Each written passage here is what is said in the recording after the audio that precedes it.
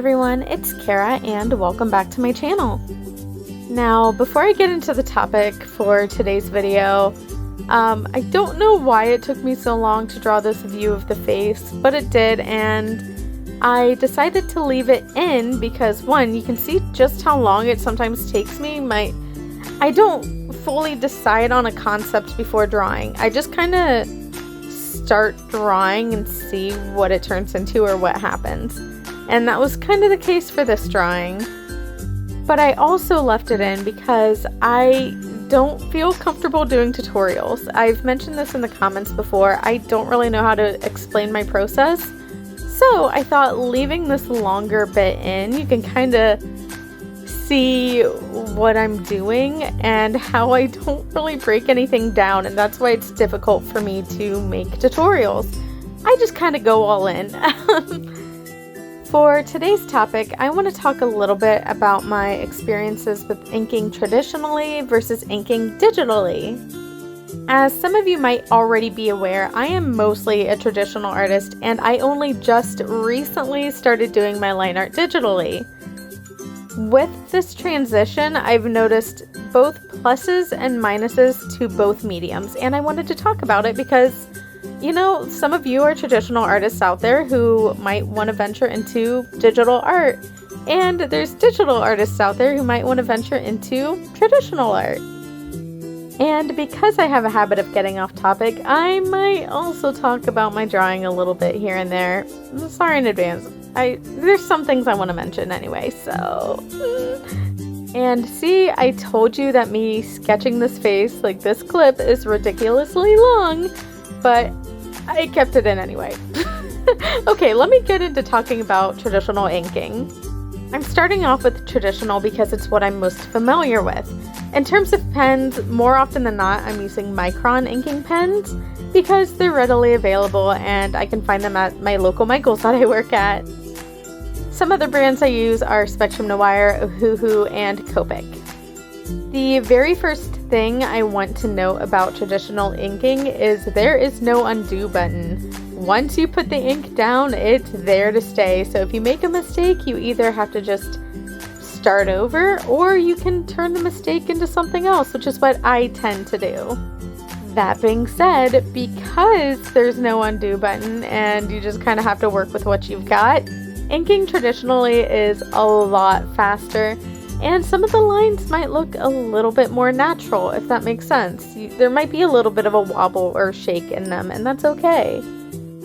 I think one of my biggest pet peeves about working traditionally with line art is, well, obviously not being able to correct mistakes super easily, but also the smudging and smearing of the ink when you go to color over it. That drives me nuts, and I know it bothers a lot of you too, so I want to give you a little tip.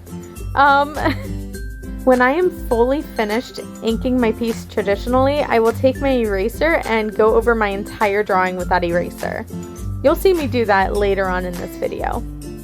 I have to be careful over areas that have thicker line art though, because if you do not let your ink fully set or dry before erasing over it, then there's a tendency that the ink might smear. So, highly recommend setting your drawing aside to fully dry before you erase over your sketch and line art.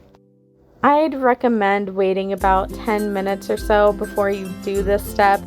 I was impatient with this drawing, so as soon as I got done inking, I immediately started erasing over it. There was no smearing today though, which is awesome. The reason why I do the eraser step is not only because it picks up the rest of the pencil sketch, well, normally anyway. I decided to use colored pencil here, so of course it doesn't erase. That's fine though. But the main reason is because that eraser helps to pick up any excess ink that was left over. This way, there's a far smaller chance of smudging and smearing of the ink when you go to color. Now, I say far less. There are times where I still have smearing happening even with this step, but it's so much more reduced than normal. Like if you were to just color the line art without erasing. Yeah. The other thing that really sucks about working traditionally is, like, I'm just talking about working traditionally at this point, not so much the line art, but I really don't like that I can't flip the canvas. So I don't know if this drawing looks good flipped or not. And I know, I have my phone camera and I can go into an editing app and I can just flip the image in the editing app. But look, here's the thing. Okay, I'm about to make a bunch of excuses, but I'm impatient. I don't like spending more time than I need to on a drawing usually. So taking a photo and going into an app and all that stuff, it's just a lot of work. And also my photos, because I take them with my hand and I also record with my hands. Fun fact, I don't have a stand or anything. I record in my bed with my hands on my phone. And I also do my voiceover on my phone. Anyway, that's beside the point. I'm getting off topic. But because I work with my hands, the photo's not necessarily always going to be straight, so it doesn't really give an accurate representation on whether or not the drawing is, fine flipped or not, In this case, you can totally refer to me as a lazy artist because I'll admit that I am one. I just don't want to spend that much time on a traditional piece. I don't know what to tell ya. I think that's enough about the traditional side of things. Now I want to talk about the digital side of things. The biggest pros to working digitally are, well, one, you have a coloring page that you can just keep on your computer forever to recolor at any point. Now I know I can do that traditionally too by just scanning a piece in, but it's so much easier digitally just to have the file, it's already on my computer. Another pro to digital art for me is the Stabilization Tool. It has been a huge lifesaver for me because, believe it or not, I know it doesn't look like it, my hands are a little bit shaky. Not severely shaky, but they're shaky enough where if I don't have my hand resting on a page, my lines are very wobbly and it's frustrating. This is why I don't paint, because I cannot keep control of the brush.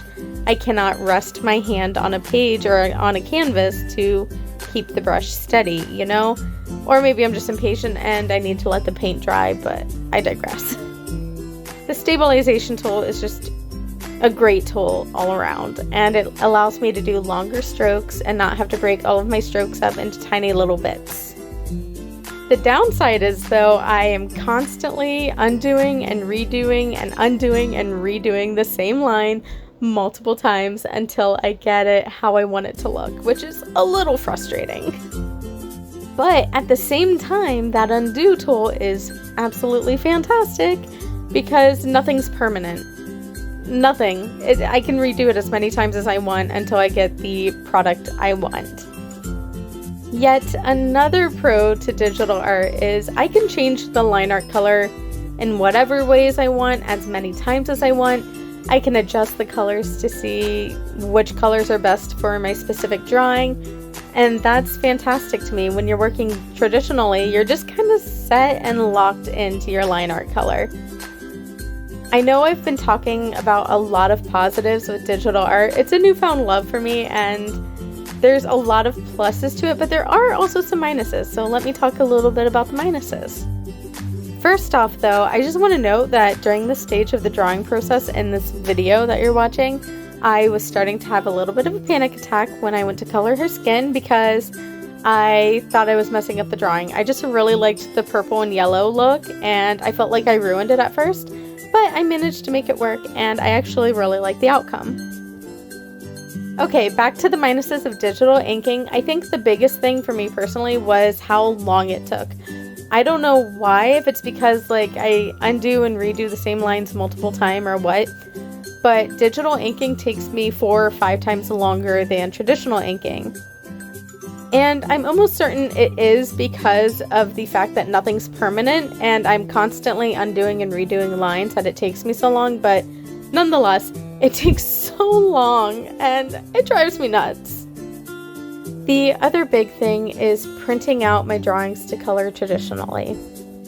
Now, I don't know if there are printers out there that exist that can print on any size paper, but I have a standard printer that prints on 8.5 by 11, I believe, paper. I believe that's the standard. Anywho, because of the standard paper size for printers, I have to cut down my marker paper every single time to fit into the printer. so I can print out my artwork onto the marker paper to color it. Now, I know this is a super minor inconvenience and not even anything to get upset about, but there for a while I did not have a paper cutter, so what I would do was I would line up a piece of printer paper onto my marker paper, trace the printer paper, and cut out my marker paper to be the size of the printer paper. It was very frustrating and I didn't always get the lines super straight, obviously. To sum it all up, traditional inking is a lot faster but not quite as precise and also may lead to smudging and smearing, which is annoying. And digital line art or inking is a lot more precise but takes so much longer, and depending on what's available to you, the printing process might be a little bit annoying.